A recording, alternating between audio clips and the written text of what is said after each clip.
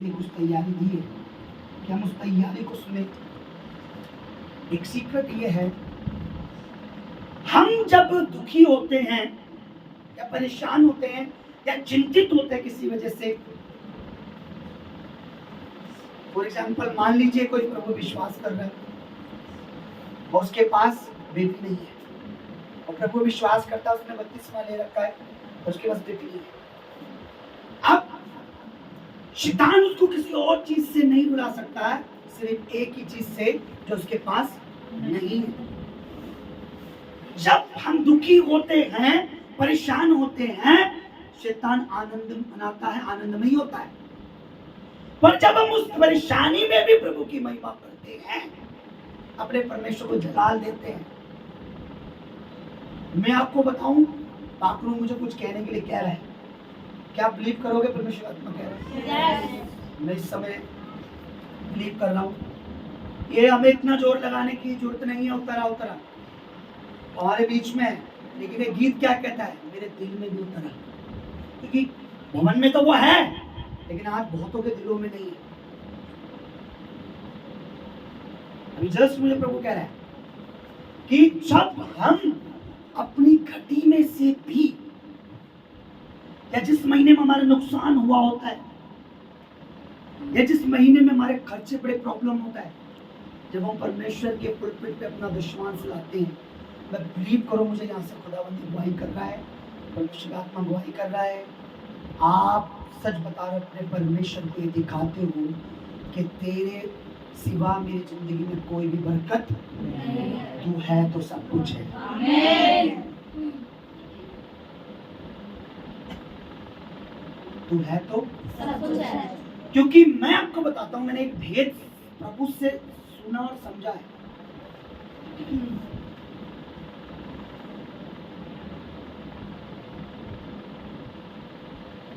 कि परमेश्वर के स्थान में, परमेश्वर के छाए हुए स्थान में जब हम आते हैं, जब अपनी भेंटें लाते हैं, याद रखिए, बहुतायत में देने वाला जब बहुत होता है हमारे पास, तब देना आसान होता है। जब नहीं होता, तब देने वाला महान होता है। इसने अब भी, जैसे एक विधवा के बारे में परमेश्वर ने बताया, आपने पढ़ा है, एक विधवा के बारे में बताया प्रभु ने, उसके पास जो भी था उसने वो दिया। प्रभु ने बोला इसने सबसे ज्यादा हो गया। जिसका दान प्रभु देख ले, मैं मानता हूं उसकी पीढ़ी कभी भी भूखी प्यासी नहीं रह सकती। आमीन। सही बोल, हालेलुया हालेलुया। एक गीत छोटा सा गाओगे मेरे साथ, मेरे पीछे गाना।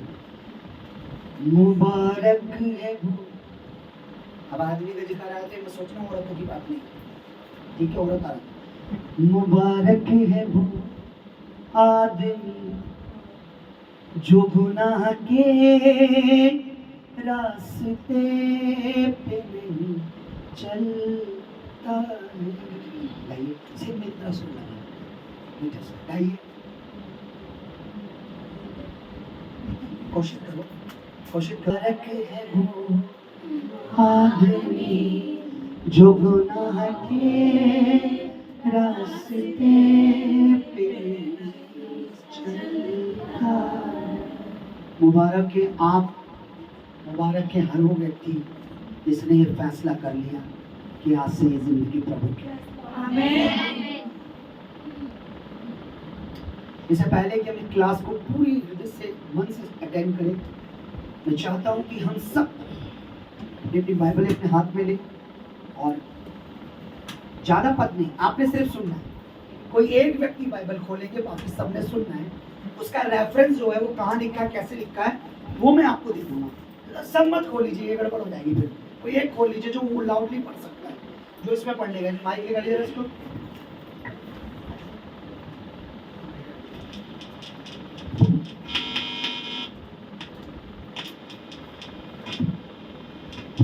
जी,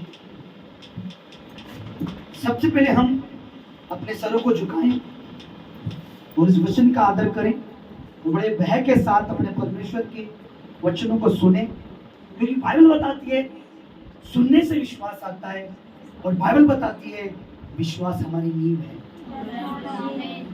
और बाइबल बताती है विश्वास से धर्मी जन जीवित रहेगा। सो हम मेरे साथ आप दुआ करेंगे और प्रार्थना करेंगे, परमेश्वर आज जितना वचन मैं तेरा सुनूं, आज मेरी जिंदगी में, मेरे परिवार में, मेरे घर में, मेरी लाइफ में, ये हमेशा के लिए परमेश्वर हमेशा हमेशा के लिए मेरे संग रहे। ये वचन को मैं कभी ना भूलूं। प्रभु मैं तेरा दास होकर, तेरा नबी, तेरा चुना हुआ होकर, तेरा प्रेरित होकर मैं दुआ करता हूँ, जब तेरा आत्मा हमसे बातें करे, जब इन बच्चों से बातें करे तो इनके हृदय रूपी पट्टी खुल जाए परमेश्वर, इनके हृदय पर परमेश्वर ये वचन तेरा गुद जाए परमेश्वर। और ये वचन परमेश्वर, वो शैतान, तेरा वचन कहता है कि शैतान जो है वो चोर है प्रभु, और वो वचन को चुरा के ले जाता है ताकि कोई सुनकर उस पर विश्वास न करे और विश्वास कर कर फल ना लाए। प्रभु वो हमारे फलों को चुरा ना सके, इस वचन को चुरा ना सके। तेरे लहू में परमेश्वर ये वचन तेरे लहू में होकर हमारे जीवन में बस जाए। सुनने का मन दे परमेश्वर, और हमारे हृदय को खोल प्रभु। आज जितना वचन तेरा छीटा जाए प्रभु, वो जड़ पकड़े उगे, पेड़ बने परमेश्वर, और उसके फल हम देखे प्रभु यीशु के नाम में। आमीन। से बोलो हालेलुया, हालेलुया, से बोलो हालेलुया, हालेलुया। सबसे पहले क्वेश्चन हमारे जो मन में आना चाहिए, मेरे मन में भी कई बार आता है कि हमें प्रभु की जरूरत क्यों है भाई? क्या कभी आपके मन में आता है क्वेश्चन कि भाई मेरे को बपतिस्मा तो मैं ले रहा हूं, पर किस कारण? मैं हमेशा से कहता हूं कि आपके बोने का भी एक कारण है। प्रभु ने क्यों आपको दशवांश, क्यों आपको दान बोने के लिए कहा है, वो परमेश्वर जानता है उसके पीछे क्या वजह है। और आपका प्रार्थना करने का भी एक कारण है, आपका आराधना का भी एक कारण है, और आपका बपतिस्मा भी एक कारण है। ये कारण तो है, लेकिन हमें क्यों प्रभु चाहिए, हमें किस लिए प्रभु चाहिए? मेरे पास बहुत सारे पॉइंट है, प्रभु के अनुग्रह से आज मैं से क्लियर करने की कोशिश करूंगा। अगर आज हमारी सभा रात को 10 बजे 11 बजे खत्म हुए तो बुरा मत मानना। हालेलुया। शायद मैं आपको शारीरिक रोटी ना दे सकूं, पर खुदा का दास होकर आत्मा से भरपूर कर दूंगा। देखिए यहाँ पे लिखा है कि पहला हम जो सीखेंगे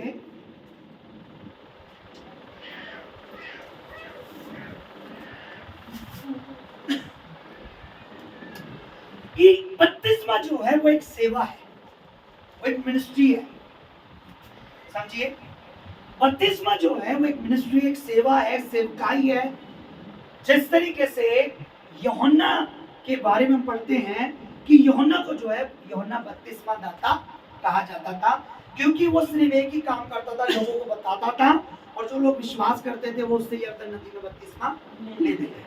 तो बपतिस्मा की एक सेवा के लिए खासकर परमेश्वर ने अपने एक नबी को, जिसको हम यूहन्ना के नाम से जानते हैं, जिसने प्रभु यीशु को बपतिस्मा दिया, उसको चुना दिया। तो बपतिस्मा जो है वो एक सेवा है परमेश्वर की, एक सेवकाई है। बपतिस्मा को यूं ही नहीं है कि हाँ भाई हमने ले लिया। और मैं आपको एक चीज बताना चाहता हूँ सबसे पहले कि बपतिस्मा हमें किससे लेना चाहिए। इससे पहले हम यूं इस पे आए, क्यों लेना चाहिए, क्या लेना चाहिए, और हमें बपतिस्मा लेना किससे चाहिए। अब यहाँ पे लूक का 1:13-15 निकालिए बस, लूक का 1:39-40 तक, मत्ती 28:19 तक 19 में लिखा है। हम जब बपतिस्मा लेते हैं, ये श्योर होना चाहिए कि वो व्यक्ति जो सेवकाई में है वो परमेश्वर की आत्मा से परिपूर्ण हो।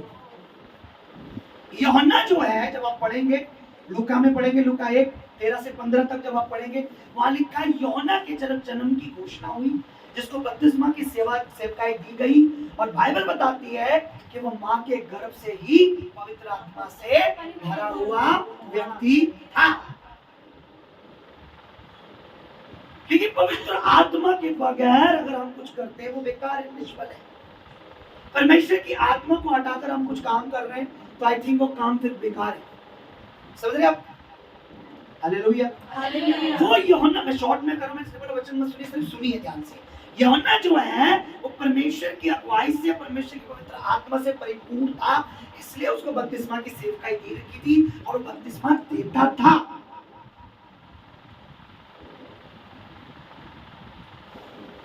पहली बात कि जब हम बपतिस्मा लेते हैं हमें श्योर होना चाहिए कि जो परमेश्वर का जन है, जिसका हाथ हमारे सर पे आएगा, जो हमारे ऊपर हाथ रख के हमें बपतिस्मा देगा, वो परमेश्वर की आत्मा से भरा हुआ व्यक्ति होना चाहिए। हम यूं ही किसी से भी बपतिस्मा नहीं ले सकते। ऐसा है तो फिर क्यों पतरस, यूहन्ना, याकूब चेले ही बपतिस्मा देते थे? वहां तो बहुत लोग थे, सभी दे सकते थे। पतरस, यूहन्ना, याकूब लिखा है 120 पर पवित्र आत्मा उतरा और उसी दिन पतरस ने प्रचार किया। पृथ्वी के काम उसका 2 अध्याय जब पढ़ेंगे पूरा लिखा हुआ है। और लोगों ने उस दिन प्रभु को ग्रहण किया और पतरस ने उन सबको बपतिस्मा दिया। पहले लिखा है परमेश्वर का आत्मा उन पे उतरा, पतरस परिपूर्ण हो गया, 120 पवित्र आत्मा से भर गए। और उसके बाद उन्होंने लोगों को प्रचार किया, जिन्होंने विश्वास किया फिर उन्होंने उनको बपतिस्मा दिया। आप खुद बपतिस्मा लिए नहीं है, आप किसी को बपतिस्मा दे रहे, रॉन्ग। आप परमेश्वर की आत्मा से परिपूर्ण नहीं है, आप बपतिस्मा दे रहे, रॉन्ग। आपको खुद बपतिस्मा के बारे में पता नहीं है, आप किसी को बपतिस्मा दे रहे, रॉन्ग। क्योंकि मैं मानता हूं बपतिस्मा जो एक सेवकाई है, एक बड़ी सेवकाई है, यानी ये एक बड़ा परमेश्वर की ओर से अनुग्रह, एक वरदान है, एक सेवकाई है। इसको हम नॉर्मली यूं ही नहीं ले सकते। आज लोगों ने बपतिस्मा को बहुत हल्के में ले रखा है। वो लगता है पानी में डुबकी तो लेनी है। क्या उन्हें पता होता बपतिस्मा कैसे लेना है, क्यों लेना है, किस कारण लेना है, किस वजह से लेना है? हम यूं ही नहीं, पास्टर ने बोला बपतिस्मा लोगे, हमने हाँ जी।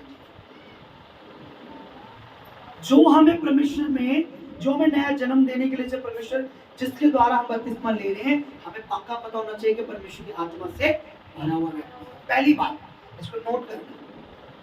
मैं भी रेफरेंस नहीं निकाल रहा हूँ, मैं बाद में आप इसको ले सकते हैं, आप घर में आराम से पढ़ेंगे। पतरस भी परमेश्वर की आत्मा से परिपूर्ण था।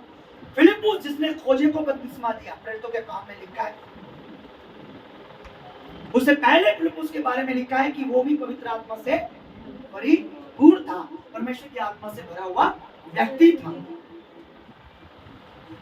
हालेलुया। तो परमेश्वर की आत्मा से परिपूर्ण व्यक्ति से जब हम बपतिस्मा लेते हैं, मेरा मानना यह है कि परमेश्वर की आत्मा से भरे व्यक्ति से जब हम नया जन्म प्राप्त करते हैं, बपतिस्मा लेते हैं, पानी का, आग का और पवित्र आत्मा का बपतिस्मा खुद स्वयं परमेश्वर का आत्मा देता है। वो चाहे परमेश्वर के हाथ, दास के हाथ रखने से मिले, चाहे परमेश्वर यूं ही मीटिंग में दे दे, वो परमेश्वर आप देता है। मैं उसकी बात नहीं कर रहा हूं। पहली बात, परमेश्वर की आत्मा से परिपूर्ण व्यक्ति से। आप मुझे बताइए, अगर आपको आर्मी में भर्ती होना है तो आपको पहले क्या करना है? उसकी ट्रेनिंग लेनी होगी कि नहीं? आप किससे ट्रेनिंग लेंगे? अनट्रेन्ड बंदे से, जो आपको बंदूक उल्टी पकड़ना सिखाएगा, या उससे जो आपको बंदूक सीधी पकड़ना सिखाए, जो आपको बताए कि बंदूक चलती कैसे, जो आपको बताए कि बंदूक का कारण क्या है, कब चलानी है, कैसे चलानी है। जो ट्रेन है खुद, अगर वो आपको ट्रेन करेगा तो आप कभी मात नहीं। जो पवित्र आत्मा से परिपूर्ण है, जब वो आप पे हाथ रख के बपतिस्मा देता है, तो सेम पवित्र आत्मा का जो अभिषेक, जो अनॉइंटिंग या जो ग्रेस जो उसके ऊपर होता है, वो सेम आपकी लाइफ में इंटर करता है। आमीन। कहां पढ़ते हैं हम? पौलुस के 12 जने थे जिन्होंने बपतिस्मा पहले ले रखा था। पौलुस उनसे मिलता है, पौलुस कहता है क्या तुमने बपतिस्मा लिया है? वहां कैसे, कौन सा बपतिस्मा लिया हमने? अच्छा। पौलुस पूछता है क्या तुमने पवित्र आत्मा पाया है? वो कहते हैं हमने तो पवित्र आत्मा की जिक्र तक नहीं सुनी। कहता तुमने बपतिस्मा कैसे ले लिया? हमने तो ऐसे बपतिस्मा ले लिया। बोला नहीं, तुम्हें दोबारा बपतिस्मा लेना है। और पौलुस ने उन्हें दोबारा बपतिस्मा दिया, और जैसे ही उन पर हाथ रखा, परमेश्वर का आत्मा उन पर उतरा। मुझे बताइए क्यों नहीं उतरा तब तक परमेश्वर का आत्मा? क्योंकि जिस इंसान से उन्होंने बपतिस्मा लिया था, वो परमेश्वर की पवित्र आत्मा के बारे में जानते भी, इसलिए उन्हें सिखाया भी नहीं था, बस सिर्फ क्या दे दिया था? बपतिस्मा दे दिया। अब जो व्यक्ति खुद अन्य भाषा का विरोध कर रहा है, जो खुद परमेश्वर के बहुत सी चीजों का विरोध कर रहा है, आप ऐसे व्यक्ति से बपतिस्मा लेते हैं तो तो मैं आपको बताता हूँ परमेश्वर का आत्मा कभी आपके ऊपर नहीं उतरेगा। आप जोर लगा लीजिए कितना। कुछ चीजें अगर वो प्रमोट कर रहा है, नहीं यार संसार भी तो करता है, एक आधा पैक लगा लो, क्या हो गया? कहीं पास्टर मैं रियल बता रहा हूँ, जिन चीजों को प्रभु ने मना करा है वो प्रमोट करते हैं, बढ़ावा बोलते कोई बात नहीं, कभी कभी पी लेनी चाहिए। ऐसे व्यक्ति से जब आप बपतिस्मा लोगे तो सेम जो स्पिरिट उसके अंदर काम कर रही है वो सेम स्पिरिट आपके अंदर रहेगी। इसलिए बपतिस्मा बड़े ध्यान से, बड़ी चतुराई से, बड़े समझ बूझ के और ऐसे व्यक्ति से लेना चाहिए जो परमेश्वर के अभिषेक पवित्र आत्मा से परिपूर्ण है। क्योंकि बपतिस्मा ये मजाक नहीं है, बपतिस्मा कोई मजाक नहीं है। पहली बात हमने सीखी हमने, पता लगी, जल्दी से हम इसे फिनिश करें और आगे बढ़ेंगे। अब बपतिस्मा में कैसे लेना चाहिए? बोलिए, सारे बोलिए। जब परमेश्वर की सही रीति से, सही तरीके से चल रहा है और परमेश्वर की आत्मा से परिपूर्ण है। हालेलुया। पौलुस को क्या जरूरत पड़ी थी मुझे बताइए दोबारा बपतिस्मा देने? क्योंकि जिससे उसने बपतिस्मा लिया था वो पवित्र आत्मा के बारे में जानते भी नहीं थे। आप ध्यान से पढ़ना, प्रेरितों के काम में लिखा हुआ, मैं रेफरेंस आपको बाद में बताऊंगा, बिल्कुल लिखा है। तो पवित्र आत्मा के बारे में जो जानता है, मानता है और जिसमें पवित्र आत्मा है, जब आप उससे व्यक्ति से बपतिस्मा लेते हैं तो सेम परमेश्वर का आत्मा आपके ऊपर आ जाता है। आमीन, हालेलुया। ठीक है, दूसरी बात, बपतिस्मा किसकी ओर से है? बपतिस्मा क्या किसी इंसान की ओर से है? सरकार की ओर से है? यहाँ मेरे पास बहुत से रेफरेंस लिखे हुए हैं। यूहन्ना 3:22 से 27 तक, यूहन्ना रचित सुसमाचार 1 अध्याय का 32 से 33 तक, मरकुस रचित सुसमाचार 11 29 से 30 तक, लूका 20 का 1 से आगे। आप बाद में मुझसे ले सकते हैं, आप पढ़ सकते हैं। लेकिन बपतिस्मा जो है परमेश्वर की ओर से है, ये मनुष्य का नहीं है। जब यीशु मसीह को परखा जाना था, परखा गया तो उन्होंने परीक्षा ली, यीशु के पास आए और कहा बता हमें ये अधिकार तुझे किसने दिया, तू किस अधिकार से परमेश्वर का कार्य करता है? यीशु ने उनसे कहा ठीक है मैं बताऊंगा, पहले मुझे ये बताओ कि जो यूहन्ना का बपतिस्मा था, वो जो दे रहा था वो किसकी तरफ से था? वो मनुष्य की ओर से था या परमेश्वर?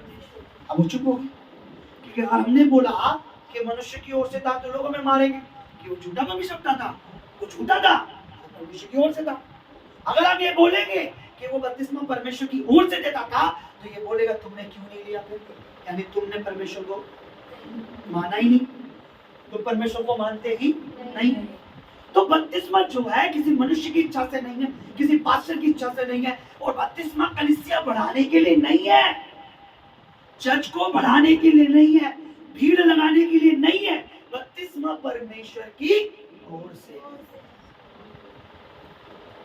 समझ रहे?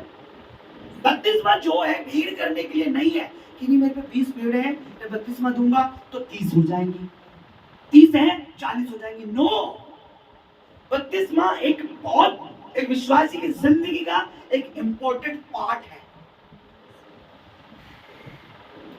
बपतिस्मा परमेश्वर की ओर से है। समझिए आपने दूसरी बात, बपतिस्मा किसकी ओर से है? ये किसी मनुष्य की इच्छा। और ये बपतिस्मा क्यों परमेश्वर ने ठहराया है, इसको मैं लास्ट में क्लियर करूंगा। ठीक है, जल्दी से क्लियर करने की सोच रहा हूँ, ताकि आपको जल्दी से मैं आपको फ्री करूं। उसके बाद आप चाहे तो मुझे पिला सकते हो, पिला सकते। बोलो हालेलुया, मुझे पानी चाहिए। पहली बात हमने क्या सीखी कि बपतिस्मा जो है परमेश्वर की आत्मा से परिपूर्ण व्यक्ति से, और जो परमेश्वर की आत्मा की सही गाइडेंस में चल रहा है, तरीके से प्रचार, वो विरोध नहीं करता, उस व्यक्ति से लेना चाहिए।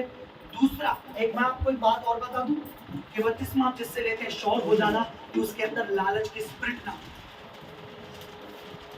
क्योंकि मैं जब बपतिस्मा देता हूँ इसलिए नहीं कि ये भरेगा तो इनकी जो कमाई का है वो मुझे कुछ मिलेगा नहीं। नो, मेरा एक ही लक्ष्य है कि प्रभु ने मुझे जिम्मेवारी दी है, तो जा प्रचार कर, जो विश्वास करे उसे बपतिस्मा दे। ये मेरे कंधे पे जिम्मेवारी है। ये कलीसिया बढ़ाने के लिए कोई वो नहीं है। मैं आपको सच बता रहा हूँ, श्योर होना कि आप जिससे बपतिस्मा ले रहे हो कि उसके अंदर लालच की स्पिरिट काम ना करे। खुदा से प्रार्थना करना, परमेश्वर से मांगना कि प्रभु जिस परमेश्वर तेरे दास से हम बपतिस्मा ले रहे हैं कि ये अपनी चर्च कलीसिया बढ़ाने के लिए दे रहा है या हमें स्वर्ग अब वो प्रभु बात करेगा। आमीन। सो पहली बात, जो आत्मा से परिपूर्ण है, जब हम उससे बपतिस्मा लेते हैं खुदा का आत्मा हम पे उतरता, हम पे काम करता। जैसे पौलुस ने जो पवित्र आत्मा से भरा था उनको बपतिस्मा दिया, उनमें पवित्र आत्मा उतरा। दूसरी बात, पवित्र आत्मा बपतिस्मा जो है वो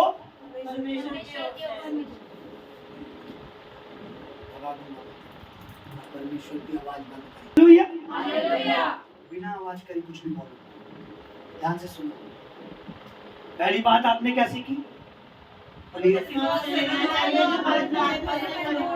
क्योंकि सेम परमेश्वर का आत्मा फिर हमारे जीवन में भी काम करता है। दूसरी बात, बपतिस्मा किसकी ओर से? इसके रेफरेंस, इसके वचन आप मुझसे ले सकते हैं। मैं अपनी तरफ से कुछ भी नहीं बोलूंगा कि मुझे प्रभु का मिला है। सही है, ओके। तीसरी बात, सही बपतिस्मा कैसे है? राइट बपतिस्मा कैसे है? आज देखिए संसार में तरह तरह के बपतिस्मा की बातें आप सुनोगे। कोई कहता छिड़काव का, कोई कहता सर पे कटोरा डाल के बपतिस्मा हो जाता है ना। कोई तो ये कहता चोर ने बपतिस्मा लिया ही नहीं, वो स्वर्ग चला गया, बपतिस्मा लेना जरूरी है। और कोई कहता है पानी का बपतिस्मा जरूरी नहीं है, अब पवित्र आत्मा का बपतिस्मा चालू हो गया है। ठीक है, यूहन्ना के समय में जो पानी का बपतिस्मा था, यूहन्ना किसी नाम से नहीं देता था, सिर्फ पानी में बपतिस्मा देता था। लोग अपने पाप को मानते तो पानी का बपतिस्मा देते। जब प्रभु यीशु मसीह आए तो वो बपतिस्मा क्या हो गया? बंद। अब वो वैलिड नहीं है, आज भी वो वैलिड नहीं है। वैलिड बपतिस्मा जो है, जो प्रभु यीशु के नाम से, पिता पुत्र पवित्र आत्मा के नाम से, और वैसे दिया जाता है जैसे स्वयं प्रभु यीशु के चेले देते थे। तीसरा बपतिस्मा है पवित्र आत्मा का बपतिस्मा। पहला था यूहन्ना का जो बंद हो चुका है। दूसरा अब है जो चेले देते, जिसने यीशु मसीह ने बोला है, वो बंद नहीं हुआ है, वो हमेशा चलेगा जब तक प्रभु ना आए। तीसरा बपतिस्मा पवित्र आत्मा अग्नि का, आग का। ठीक है, अभी हम उस पर नहीं जाएंगे। सही बपतिस्मा क्या है?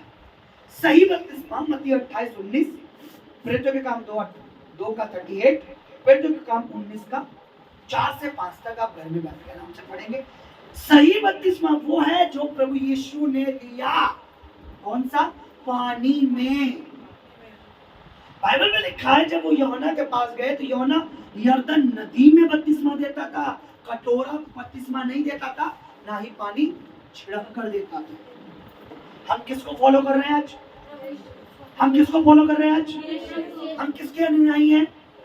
किसके चेले हैं? तो प्रभु ने जो किया है सेम वही करना है बस।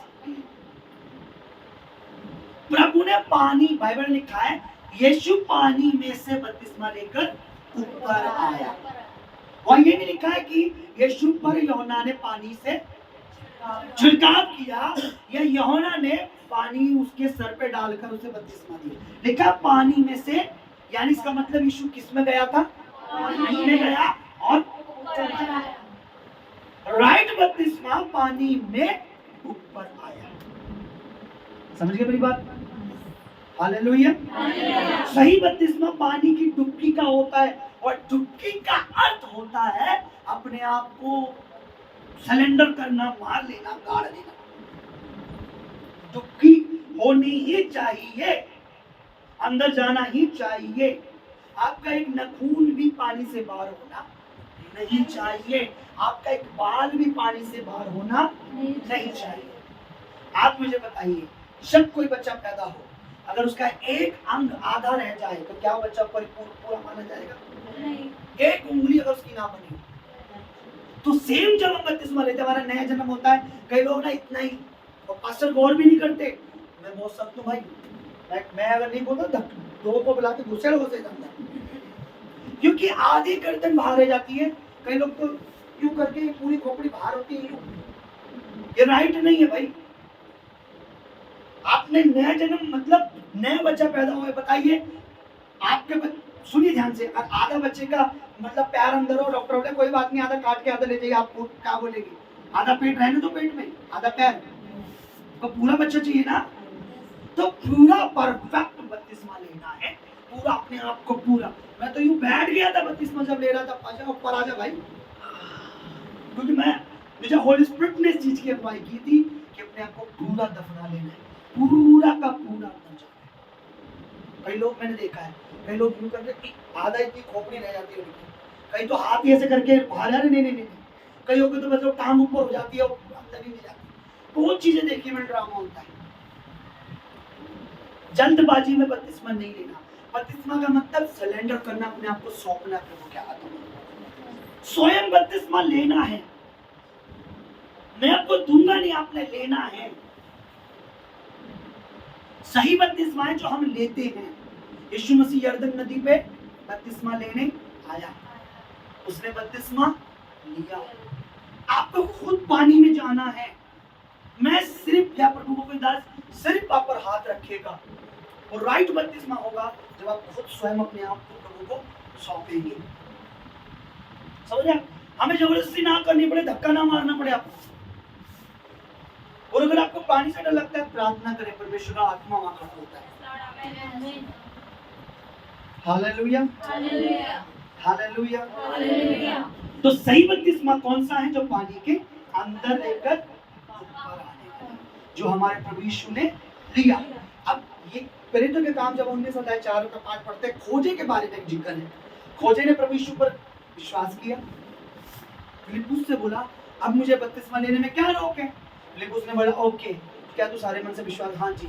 देखा वहां पानी मिला, और पानी के अंदर फिलिप्पुस गया और खोजे भी पानी के अंदर गया, और दोनों पानी के उसको पानी के अंदर बपतिस्मा दिया। जब खोजे निकल बाहर आया, फिलिप्पुस को परमेश्वर की आत्मा ने उठा लिया कहीं और। खोजे भी अंदर गया पानी के, फिर वो बाहर आया। समझ रहे आप? तो राइट बपतिस्मा क्या है? पानी के अंदर। Hallelujah, hallelujah. आपने कभी देखा है जब एक बच्चा नया जन्म लेता है, कुछ गंदगी के साथ पैदा होता है? नोटिस किया है कभी? कभी किसी ने नोटिस किया है? उसके ऊपर गंदगी होती है, और उसको क्या करा जाता है? पहला स्नान कहते हैं उसे। क्या कहते हैं? सबसे पहले जब इस धरती पर बच्चा आता है, फर्स्ट स्नान उसे कहते हैं, पहला स्नान। जिसको डॉक्टर नहलाता है, या पता नहीं, मैं तो अभी मैं देखा नहीं कैसे करके, लेकिन वो नहलाते जरूर है, जो कि पेट की जो गंदगी होती है, जो गंदगी वो सारी। सेम बपतिस्मा यही क्रिया को करता है। जब आप अपना जीवन प्रभु को देते हो, आपका वो पवित्र आत्मा को पहला स्नान होता है, जो आपको पूरी गंदगी आपकी बाहर कर देता है, और आप एक नए जन्मे धर्मी बच्चे बन जाते हैं। सारी गंदगी आपकी। आप बताइए, उसी बच्चे को अगर आपके हाथ में पकड़ा है, आप उसे पकड़ेंगे? कोई पकड़ेगा? माँ तो चलो एक बार उस समय पकड़ भी ले, लेकिन क्या रिश्तेदार? कोई नहीं पकड़ेगा, उसे मिलाएंगे।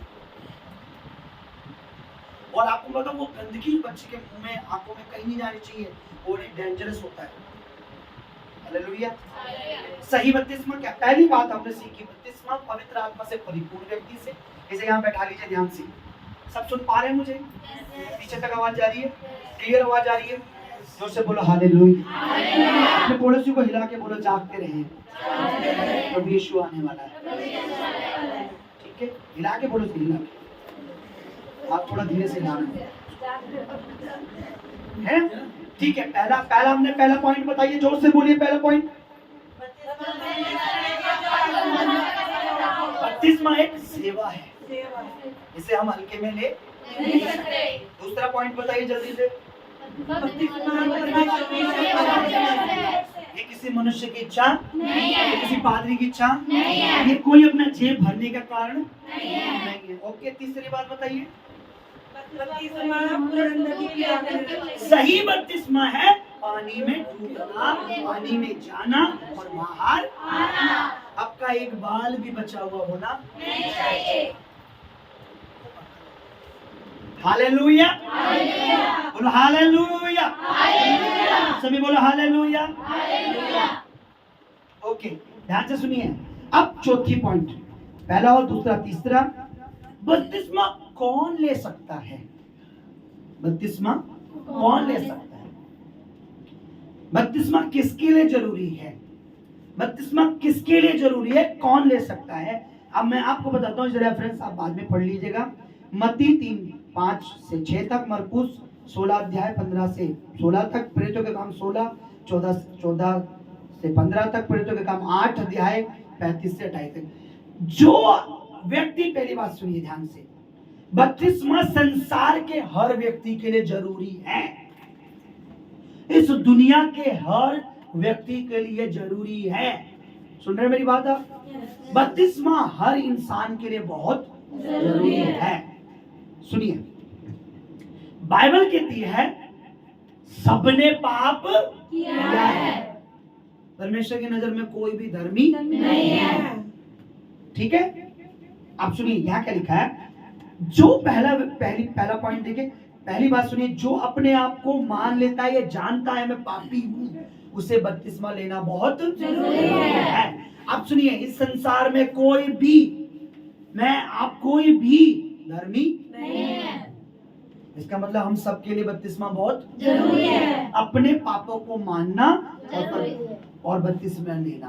पहली बात, जो अपने पापों को मानता है, जो अपने पापों को अंगीकार करता है, उसको बपतिस्मा लेना बहुत जरूरी है। दूसरी बात, जो प्रभु के सुसमाचार पर विश्वास करता है, जो प्रभु के मैसेज पर, गॉस्पेल ऑफ जीसस पर विश्वास करता है, उसके लिए बपतिस्मा बहुत जरूरी है। अगर वो उस गॉस्पेल पर विश्वास करता है, प्रचार पर, अब मुझे बताइए सुसमाचार क्या है? बताइए सुसमाचार क्या है? अब सुसमाचार ये नहीं है, ध्यान से सुनिए, बाइबल सुसमाचार नहीं है, प्रभु का वचन। सुसमाचार बहुत शॉर्ट है और बहुत ताकतवर है। सुसमाचार ये है, क्या तुम मानते हो कि यीशु मसीह कुंवारी के गर्भ के द्वारा संसार में आया? क्या तुम विश्वास करते हो कि मरियम के पेट से कुंवारी से जन्म लिया? क्या तुम ये विश्वास करते हो कि हमारे पापों के लिए मारा गया? क्या तुम विश्वास करते हो उसने हमारे पापों के लिए अपने प्राण दिए, अपनी जान दी है? क्या तुम विश्वास करते हो यीशु मसीह परमेश्वर का पुत्र है? क्या तुम विश्वास करते हो कि यीशु मसीह जो है क्रूस पर मारा, उसके बाद गाड़ा गया और मुर्दों में से तीसरे दिन जी उठा? क्या तुम विश्वास करते हो कि यीशु फिर से आएगा? ये ही गॉस्पेल है, यही सुसमाचार है। जब हम इस पर यस आमीन बोलते हैं तो उसका प्रमाण है बपतिस्मा। अब हम में से जो ये विश्वास नहीं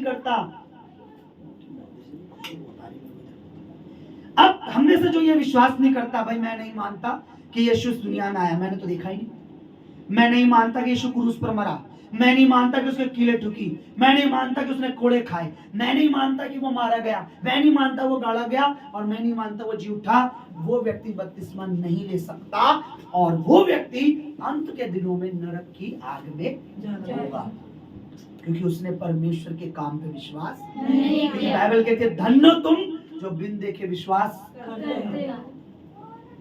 जब आप ये विश्वास करते हो कि यीशु वास्तव में हमारे लिए मरा है क्रूस पर, वास्तव में उसने अपना दुख, हमारे दुख उठाया, मारा गया, गाड़ा गया है और मुर्दों में से तीसरे दिन फिर से आने वाला है, तो आप बपतिस्मा ले सकते हैं। चाहे पहली बार आए हो कलीसिया में, चाहे 10 दिन हुआ है आपको, चाहे 15 दिन हुए हैं, चाहे 3 दिन हुए हैं, चाहे 2 दिन। अब मैं आपको बताता हूं, प्रेरित पौलुस एक बात कहते हैं कलीसिया को, कहते हैं भाइयों मैं तुम्हें वही सुसमाचार सुना रहा हूं जो प्रथम में शुरुआत में मुझे पहुंचाया गया।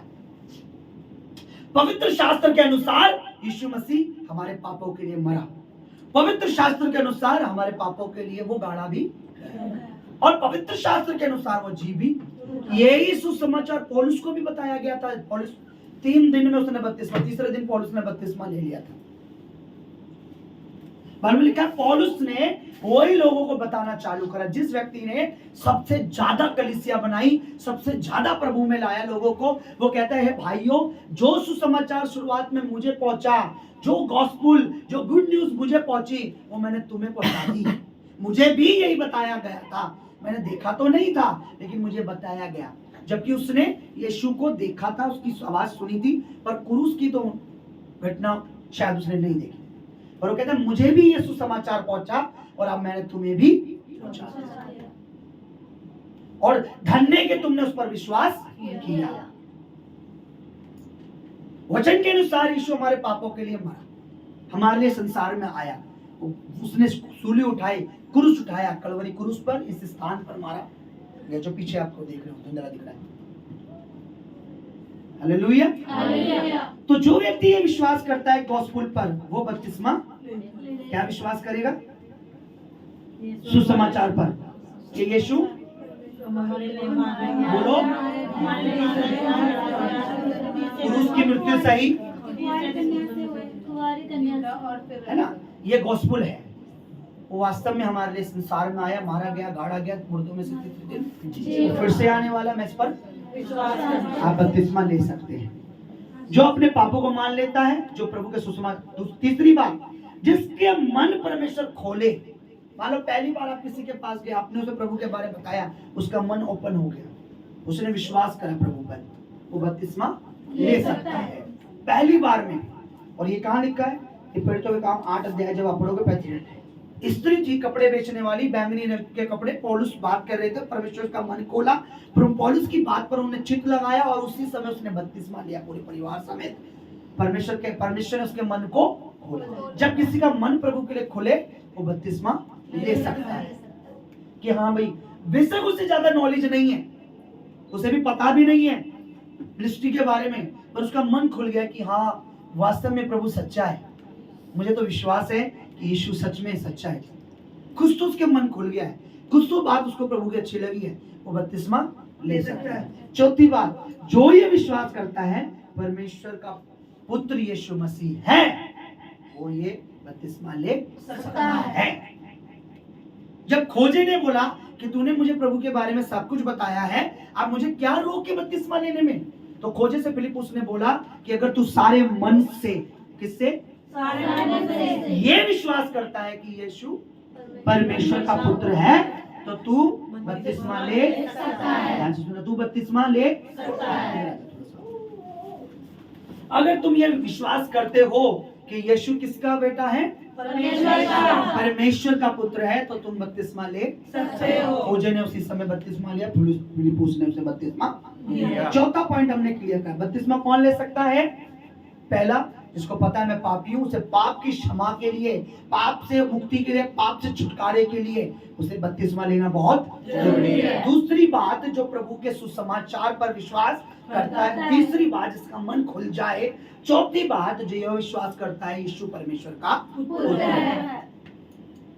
Hallelujah, hallelujah. इस सब के रेफरेंस हम मुझसे बाद में लेंगे। पांचवा पॉइंट हम जल्दी से क्लियर करेंगे। अब प्रश्न ये है,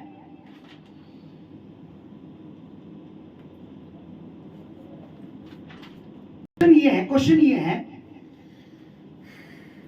कि हर एक मनुष्य जो संसार में, क्या उसके लिए बपतिस्मा लेना जरूरी है? yes. बताइए जी, हर एक मनुष्य के लिए बपतिस्मा लेना जरूरी है? बोलिए, जरूरी है? यस, ठीक है, अच्छी बात है। बोलो हालेलुया, हालेलुया। अब लिखा रोमियो 3:10-20, रोमियो 3:23, भजन संहिता 51 जब हम पढ़ते हैं उसका लिखा है, सबने पाप किया है और सब परमेश्वर से दूर हैं। सबने पाप किया है और सब परमेश्वर से दूर है। इस संसार का हर व्यक्ति पाप में पैदा होता है, पाप में बड़ा होता है, और यदि वो प्रभु को ना माने, बपतिस्मा ले पाप में ही मर जाता है। जो व्यक्ति पाप में मरता है उसके लिए स्वर्ग, आप उसकी फोटो पे मरने के बाद स्वर्गवासी लिख सकते हैं, कोई प्रॉब्लम नहीं। लिखने में तो कुछ भी नहीं जाता, लिखने में तो मैं लिख दूं कल ताजमहल मेरा है, और ताजमहल के गेट में बिना टिकट के मुझे घुसने नहीं देंगे, मुझसे और ये पूछेंगे है कौन भाई। लिखने में कुछ नहीं जाता। एक बेवड़ा मरा, एक शराबी मरा, लिख दो स्वर्गवासी। एक बलात्कारी मरा, लिख दो स्वर्गवासी। सारी जिंदगी उसने पाप किया, सारी जिंदगी उसने लड़ाई की, लिख दो स्वर्गवासी। लिखने में कुछ नहीं जाता, लेकिन असल में स्वर्ग में वो ही जाता है जिसने अपने पापों का अंगीकार किया है। समझ मेरी बात? सबने पाप किया और सब परमेश्वर की महिमा से रहित हैं, दूर हैं। और भजन संहिता में लिखा है कि प्रभु मैं पाप के गर्भ में अपनी माँ के पाप के द्वारा अपनी माँ के गर्भ में पड़ा, उत्पन्न होते ही मैं पापी था, पैदा होते ही मैं पापी था। अब मैं आपको सबसे भयानक और सबसे कठोर और मृत्यु का पाप बताता हूं, जो सबसे भयानक पाप है। आप बोलेंगे चोरी करना पाप है, हाँ पाप है।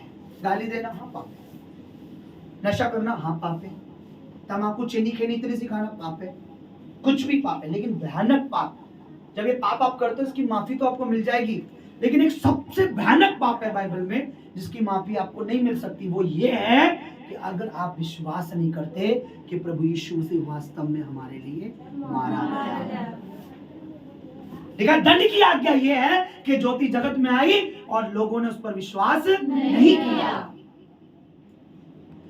जो प्रभु विश्वास नहीं करेगा उस पर दंड की आज्ञा है। लिखा है यूहन्ना 3:16, जब आपने बहुत बार पढ़ा होगा और आपने कभी पूरा पढ़ा है उसको, कोई आपने यूहन्ना 3:16 सुनाइए चर्च में बच्चों के बोले, यूहन्ना परमेश्वर ने जगत से ऐसा प्रेम रखा, उसने अपना इकलौता पुत्र दे दिया ताकि जो कोई उस पर विश्वास करे वो नाश ना हो, अनंत जीवन पाए। क्या पूरा पढ़ के देखा है? लिखा है जिसने विश्वास नहीं किया उस पर दंड की आज्ञा हो चुकी है, अब वो बचेगा नहीं। पूरा पढ़ा कभी उसको? पढ़िए जरा इसको, यूहन्ना 3:16 पढ़िए जल्दी से।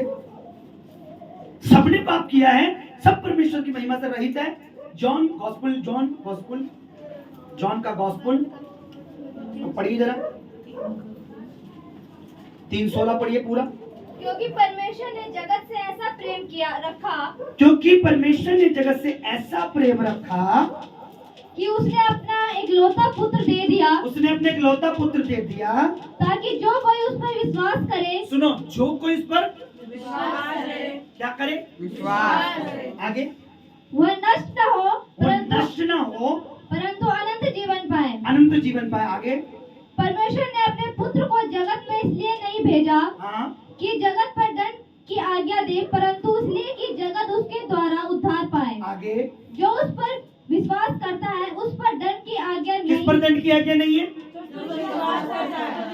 विश्वास का चिन्ह क्या है, प्रमाण क्या है? संडे का मैं सोच रहा था कुछ याद है कि नहीं? विश्वास का प्रमाण क्या है? कि जो उस पर विश्वास करता है और बपतिस्मा लेता है उस पर दंड की आज्ञा नहीं। अब दंड क्या है? प्रकाशीय वाक्य जब आप पढ़ेंगे लिखा है दूसरी मृत्यु क्या है? आत्मा, शरीर मरेगा वो तो पहली मृत्यु है, वो अलग है। लेकिन दूसरी मृत्यु है सदा काल के लिए नरक में। बाइबल लिखा है जिनके नाम जीवन की किताब में नहीं मिला उनको सदा के लिए उनकी आत्मा को कहां डाल दिया गया? नरक में। इसे दंड कहते हैं, दंड। दंड क्यों दिया प्रभु ने? उसने कि तुमने मेरे इकलौते पुत्र पर विश्वास नहीं किया। मैंने जो तुम्हारे लिए ऑफरिंग दी, जीसस, पता है यीशु हमारे लिए ऑफरिंग बन के आया। वो वाले ऑफरिंग समझ रहे? ऑफरिंग क्या होता है? भेंट बन के आया, मेमना। उसने अपनी भेंट चढ़ाई खुद ताकि हम बचे। मैं कभी आपको बताऊंगा मैं क्यों कहता हूँ दशमांश, मैं क्यों कहता हूँ दान, मैं भेंट के बारे में क्यों, मैं कभी भेद नहीं बताता, मैं समझ चुका हूँ, इसलिए आज मैं दशमांश बोलता हूँ। अभी हमने सुबह दशमांश बोया, हमने रिजल्ट देखा उसका, रात को बोया, रात को प्रेयर करके रात को बोया, सुबह उसका रिजल्ट देखा हमने। सुनो मेरी बात, मैं क्यों कहता हूँ आपको नहीं बताऊंगा भी नहीं, क्योंकि आप मन के कटोरे बोलने पे भी आप परमेश्वर का, क्योंकि लिखा है यदि प्रभु यीशु ने आप बोला यदि मैंने तुम्हें जमीन की बातें बताई तो तुम यकीन नहीं करते, स्वर्ग की बताऊंगा तो क्या यकीन करोगे? इसी के ऊपर पढ़ो क्या लिखा है, 3:12 पढ़ो, 3:12। जब मैंने तुमसे पृथ्वी की बातें कही और तुम विश्वास नहीं करते, तो यदि मैं तुमसे स्वर्ग की बातें कहूँ तो फिर कैसे विश्वास करोगे? स्वर्ग की बातें विश्वास कर लोगे? अगर मैं आपको बोलूं कि आप जो यहाँ बोते हो आप स्वर्ग में काटोगे तो आप यकीन नहीं करोगे। अगर मैं आपको बोलूं जो दशमांश जो अपना बीज आप यहाँ बोते हो उसका प्रतिफल आप यहाँ पाओगे, आप विश्वास नहीं करोगे। अगर मैं तुम्हें स्वर्ग की बताऊंगा तो कैसे विश्वास करोगे?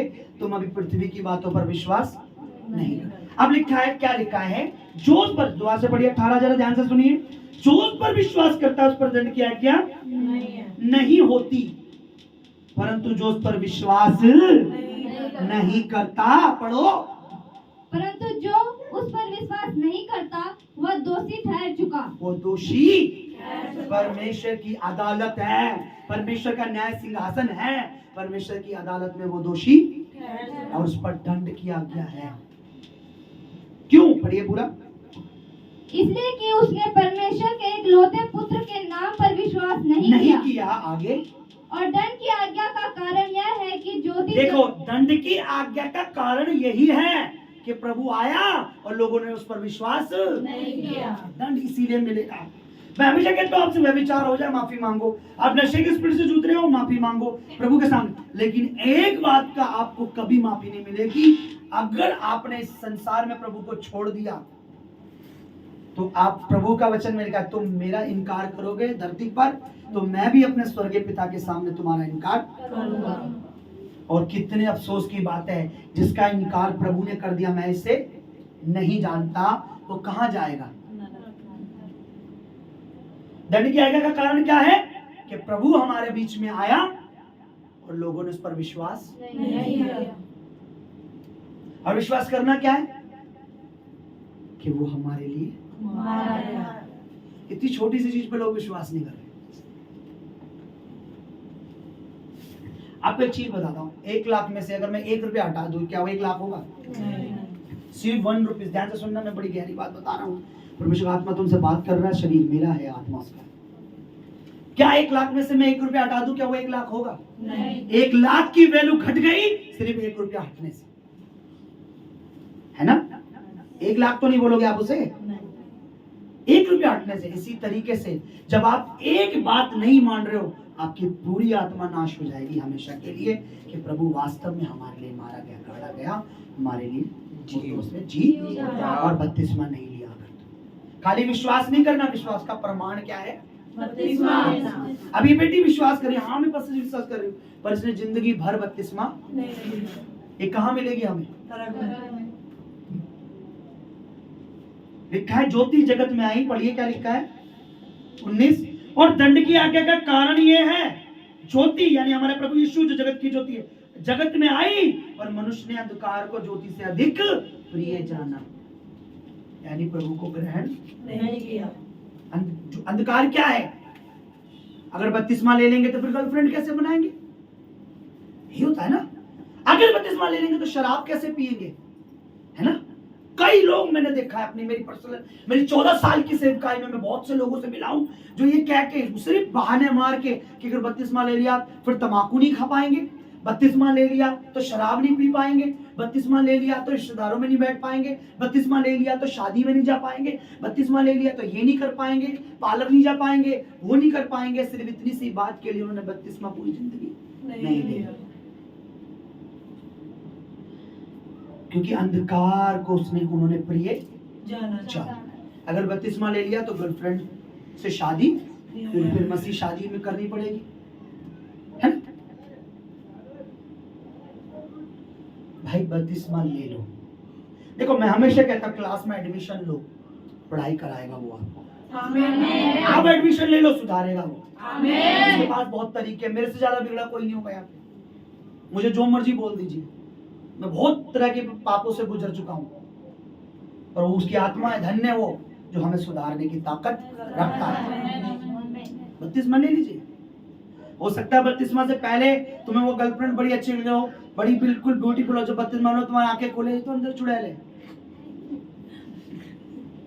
ये तो घर बर्बाद कर देती है अगर मेरी शादी हो जाती तो। वास्तव में जो बपतिस्मा लेते हैं, हमारे मन की आत्मा ज्योतिमयी हो जाती है, हमारी आंखें खुलती है।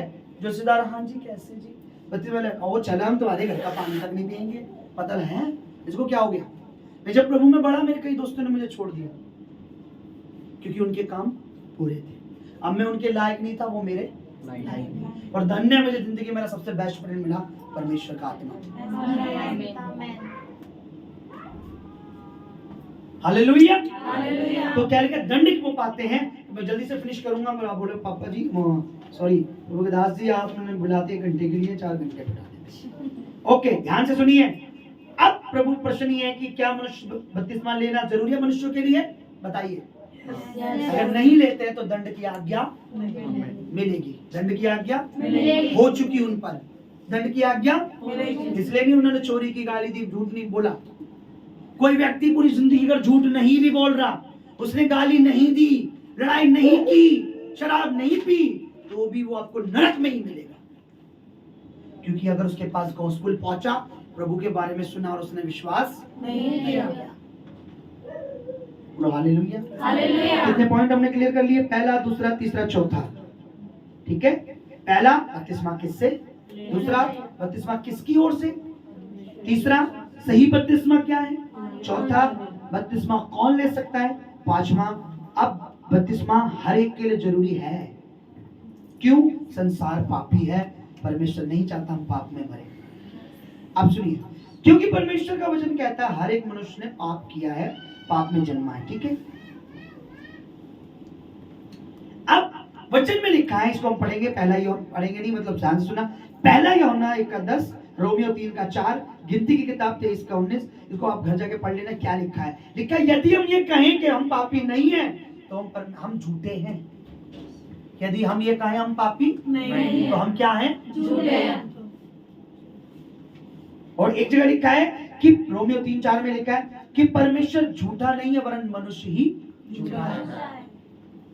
गिनती में लिखा है परमेश्वर मनुष्य नहीं जो झूठ बोले। परमेश्वर यूं हम पे इल्जाम नहीं लगा रहा, पर वास्तव में पाप का पापी है मनुष्य। ठीक है। परमेश्वर झूठा नहीं है, जो अपने वचन में कह रहा है कि सब पापी हैं। ठीक है। अब ध्यान से सुनिए, इसका मतलब सब पापी हैं तो सबको प्रभु पर विश्वास करना चाहिए और बपतिस्मा लेना चाहिए। अब सुनिए, पाप क्षमा कैसे होते हैं? अब आपका क्वेश्चन होगा, पाप क्षमा कैसे होते हैं? जब हम अपने पापों को मान लेते हैं। भजन संहिता 32:1-15 में लिखा है, धन्य है जिनके पाप क्षमा हुए और जिनके अपराधों का परमेश्वर लेखा नहीं। ये धन्य लोग कौन है? ये वो हैं जिन्होंने यीशु पर विश्वास किया, उन्हें बिना कर्मों के परमेश्वर ने धर्मी ठहराया है। भजन संहिता 32:1-5। पहला यूहन्ना 1:8-9 जब लिखा हुआ है, यदि हम अपने पापों को मान ले तो वो हमारे पापों को क्षमा करने में विश्वास और धर्मी है। हम जब अपने पापों को मान लेते हैं, बपतिस्मा लेते हैं, तो वो हमारे पापों को। और एक आपको गुड न्यूज बताऊं, प्रभु की महानता बताऊं, परमेश्वर कितना महान है बताऊं। उसके वचन में लिखा, फिर कभी तुम्हारे पापों को याद भी नहीं करूंगा। और एक और बताऊं महानता, प्रभु कहता है तुम्हारे पापों को मैंने अपनी पीठ पीछे फेंक दिया। और परमेश्वर कभी पीछे मुड़ के नहीं देखता, वो आगे देखने वाला परमेश्वर। आमीन। और बताओ परमेश्वर की महानता, वचन में लिखा है, जैसे उदयाचल से लेकर अस्तल दूर है, जमीन से लेकर लास्ट आसमान जहां खत्म हो रहा है, इस धरती के ऊपर, इस आकाश के ऊपर भी बहुत आकाश है, उसके ऊपर गैलेक्सी है, उसके ऊपर भी आसमान है। वो आसमान जहां तक दुनिया पहुंच भी नहीं सकती, दुनिया कभी भी, क्योंकि दुनिया चांद सूरज तक नहीं पहुंच पा रही। तो जहां पे आसमान गैलेक्सी खत्म हो रही, वहां क्या जितना जमीन से बिल्कुल लास्ट आसमान दूर है, मैंने तुम्हारे पापों को सदा के लिए इतना दूर कर दिया। क्या जस्ट विश्वास करा कि प्रभु पापी हूं, मेरा उद्धार कर। मैं विश्वास करता हूं तू मेरे लिए मारा गया है, मेरे लिए अपना लहू कहता, जा मैं तेरे पाप को कभी भी स्मरण नहीं करूंगा, कभी नहीं करूंगा।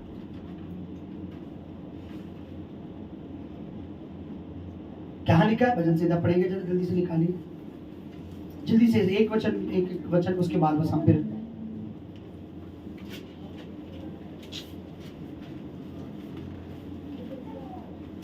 पहले 25 का साथ पढ़िए।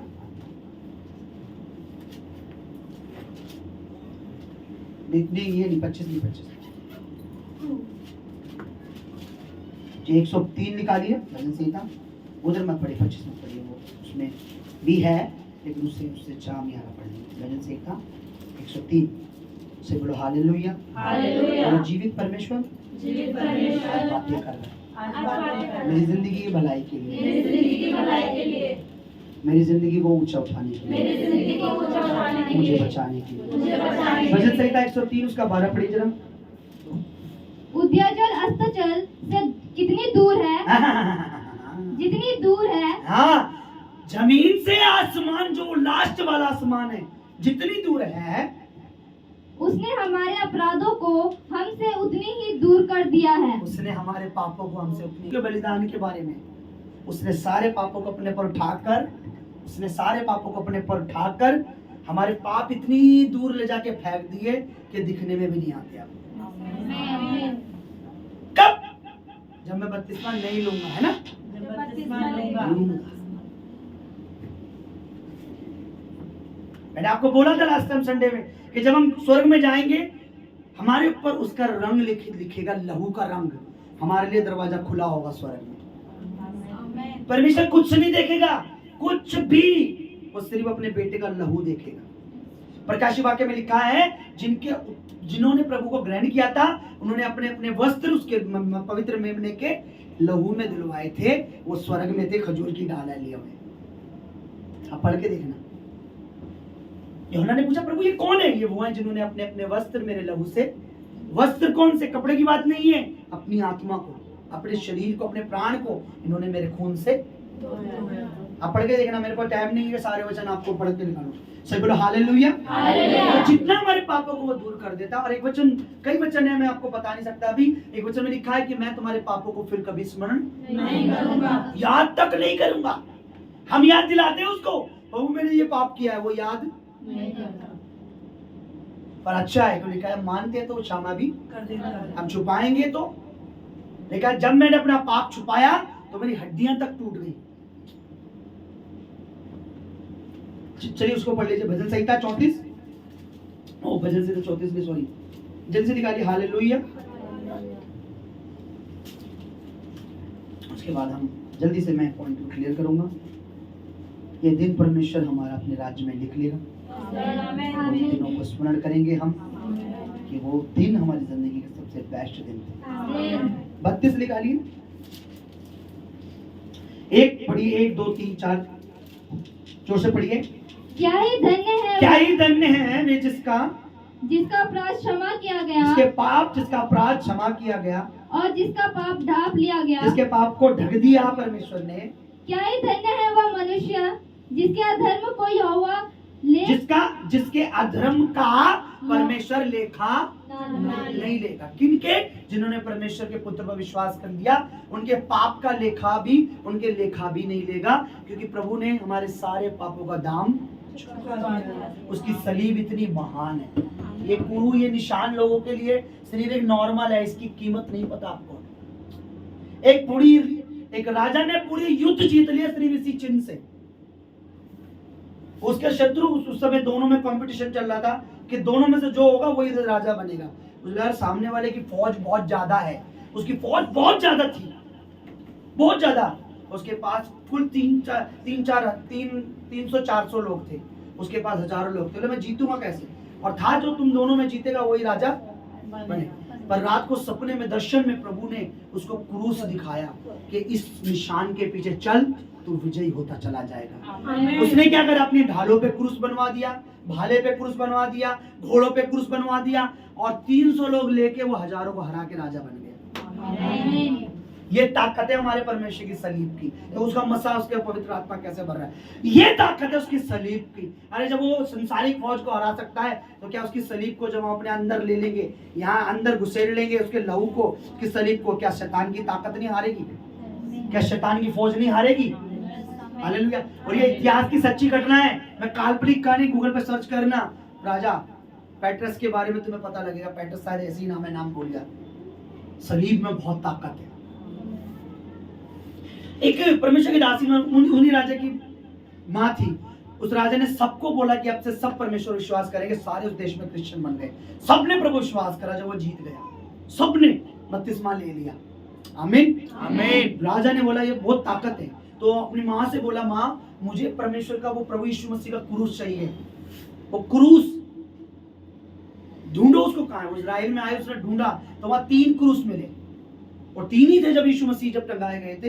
एक चोर, 2 चोर के थे और एक प्रभु का। अब उन्हें ये नहीं पता कि तीनों में से प्रभु यीशु मसीह का क्रूस कौन सा है। बोले करे तो क्या? पवित्र आत्मा उनके दिमाग में डाला। बोला एक काम करते हैं, इस जगह में कोई सबसे बीमार औरत है जिसके मरने का बोल रखा हो, जिसके डॉक्टर ने जवाब, उसको लाओ उठा के। तो वही एक औरत जो मरने वाली थी, जिसको डॉक्टर ने बच नहीं सकती, उस समय बिल्कुल इलाज करके थक गई, नहीं बच सकती, उसको 4 लोग उठा के लाए कि एक एक करके से उस सलीब को छुआएंगे। जिस सलीब से छूते ही चंगी हो गई वो प्रभु की सलीब हो गई। अब एक सलीब छुआई, कुछ नहीं हुआ। दूसरा क्रूस उठाया, छुआया, तो जैसे उसने प्रभु यीशु की सलीब को छुई तो उस पर परमेश्वर का आत्मा का सामर्थ्य उतरा, सडनली चंगी हो गई वो। ये है प्रभु के लहू, क्योंकि उस क्रूस पर, उस लकड़ी पर किसका खून था? ध्यान से सुनो, किसका लहू था? रो रहा, किसका लहू था? लकड़ी में दम नहीं था, पर जिसका खून उस पर गिरा था उस लकड़ी में दम आ गया। हम भी लकड़ी होते हैं, फाइनेंस लकड़ी होते हैं, शरीर लकड़ी होते हैं, आत्मा लकड़ी होती है, मुरझाए होते हैं। जब उसका ब्लड हम पे लगता है तब हमें ताकत आ जाती है। लकड़ी में पावर नहीं थी, पर उस लकड़ी पे क्या था? उस क्रूस पर किसका लहू था? वो औरत ठीक हो गया। पढ़, अब गूगल में सर्च मार लेना अगर मेरी बात झूठ लगे, इतिहास में दर्ज है, ये फैक्ट है, ये सच्ची घटना है। तो इसीलिए धन्य जिनके पाप क्षमा हो, जिनके पापों का लिखा ना ले। अब लिखा है, 3 वचन पढ़िए, जरा ध्यान से सुनिए। जब पापों को नहीं मानते, बपतिस्मा नहीं लेते, होता क्या है? ध्यान से सुनिए। जब मैं चुप रहा, जब मैं चुप रहा, मैं तब दिन भर कराते कराते मेरी हड्डियां पिघल गई। कईयों की बीमारियां इसलिए उनके शरीरों में रह जाती हैं क्योंकि वो परमेश्वर में अपना जीवन नहीं देते, और अपने जीवन देने के बाद प्रभु की मेज पे भी नहीं बैठे होते।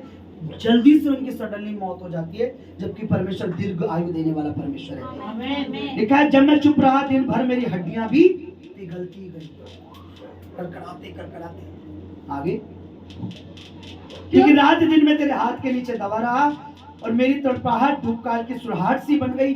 जब मैंने अपना पाप तुझ पर प्रकट, जब मैंने अपने पाप को तुझ पर प्रकट किया। आगे क्या लिखा है?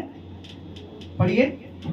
जब मैंने अपना पाप तुझ पर प्रकट किया और अपना धर्म न छिपाया, मैंने छुपाया नहीं, और कहा मैं यहोवा के सामने अपने अपराधों को मान लूंगा, तब तूने मेरे अधर्म और मेरे पाप को क्षमा कर दिया। हालेलुया। यदि हम अपने पापों को, अब क्या मैंने बोला था, हमारा पॉइंट नंबर था कि पाप क्षमा कैसे होते हैं। पहली बात, जब अपने पापों का अंगीकार करते हैं, हमारे पाप क्षमा, ठीक है। दूसरी बात, जब हम अपने पापों को मान लेते हैं।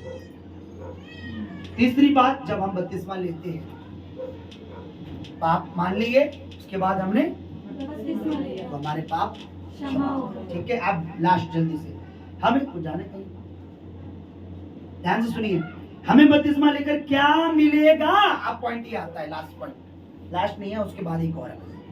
बताइए, हमें बपतिस्मा लेके क्या मिलेगा? क्वेश्चन ये आता है। स्वर्ग, ठीक है, स्वर्ग मिलेगा। ओके, और बोलिए बोलिए, जल्दी बोलिए, बपतिस्मा लेके हमें क्या मिलेगा? ये लोग बपतिस्मा इसलिए देते हैं पास्टर जी, क्योंकि पास्टर जी को मोटी रकम मिलती है।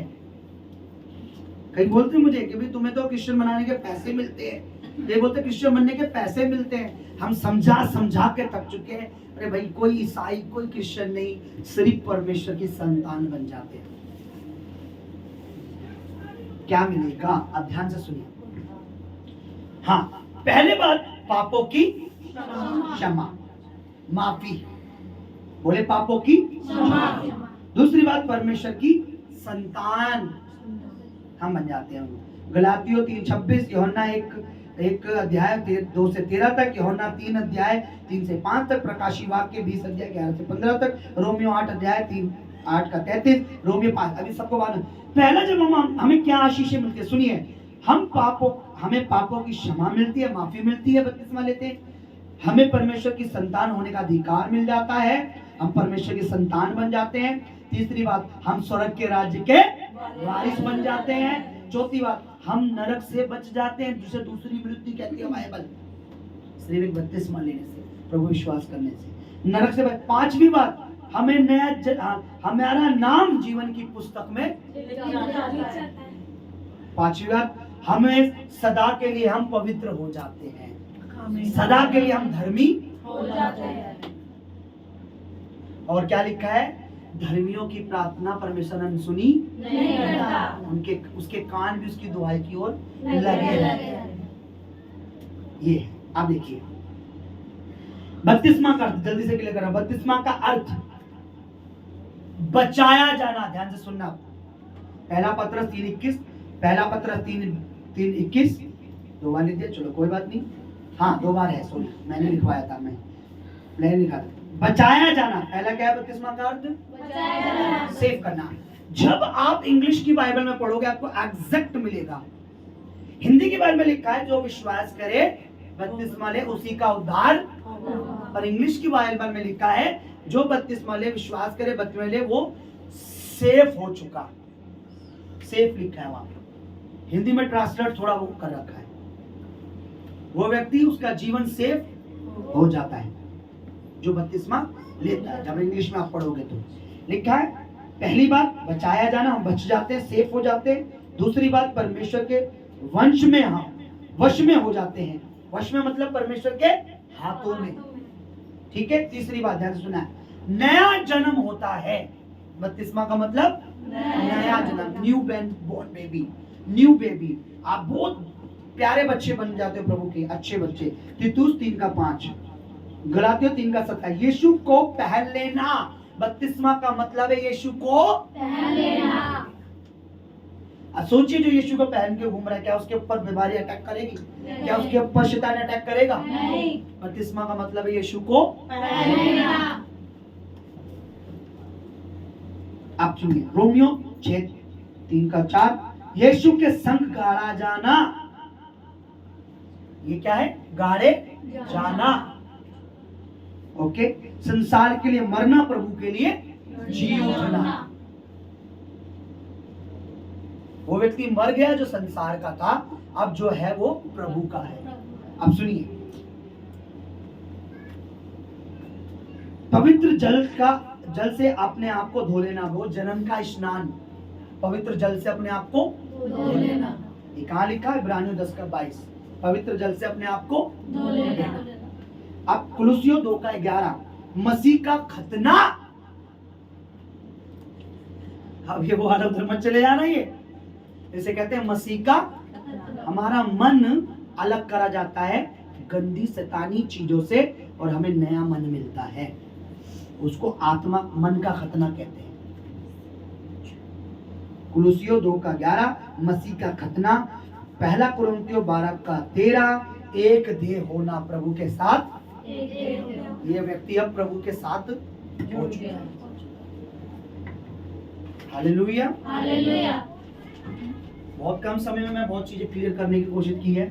अब मेरी बात सुनिए, आपने बहुत सी चीजें सुन ली है। मुझे पता कईयों के सर से हवा से चली जाएगी, खोपड़ी के ऊपर से चली जाएगी, और मुझे ये भी पता कईयों के दिलों में, घरों में, परिवारों में ये बातें रहेगी और वो दूसरे तक पहुंचाएंगे। अब मेरी बात मैं आपको लास्ट और एंड फाइनल बात करके अब हम प्रेयर करेंगे और कुछ इंपॉर्टेंट बातें हम करेंगे। जब तक आप लोगों के लिए हो सके, मेरे पास अगर इतना पैसा है तो मैं आपको कुछ मंगा दूंगा, तो आप मुझे बुलाना। हालेलुया। जब आप बपतिस्मा ले लेते हो, बपतिस्मा तभी बपतिस्मा होता है जब आप प्रभु के साथ चलते रहते हो। बाइबल में एक जगह लिखा है जो प्रभु में बपतिस्मा लेके प्रभु को छोड़ देते हैं, प्रभु की संगति को छोड़ देते हैं, उनका बपतिस्मा लिया ना लिया कोई मायने नहीं रखता। अब ऐसा नहीं आपने बपतिस्मा ले लिया, आपने 2-3 साल प्रभु की संगति ही नहीं करी, जिंदगी भर संगति नहीं करी, प्रभु की मेज पे ही नहीं बैठे, आप बोते नहीं है, आप प्रभु में रहते नहीं है, और अंत समय में आपने मैंने बपतिस्मा लिया था, मैं कहाँ मिलूंगा? स्वर्ग में। नो, बाइबल कहती है उन्होंने लिया ना लिया वो एक ही बराबर है। इसलिए जब आप बपतिस्मा लेते हैं पूरी जिंदगी प्रभु के साथ रहें प्लीज। अपने बच्चों को प्रभु के साथ रखें प्लीज, अपनी संतानों को प्रभु के साथ रखें, अपने जिंदगी को प्रभु के साथ रखें, और दुआ करें केवल आप ही नहीं आपकी संतान भी बपतिस्मा ले ले। क्योंकि आज प्रभु आ जाए तो आप स्वर्ग में होंगे, आपके बच्चे मुझसे लिखवा लो नरक में बैठे होंगे, रो रहे होंगे, तड़प रहे होंगे। प्रभु आपसे पूछेगा मेरी गलती? आप प्रभु से क्वेश्चन भी नहीं कर सकते।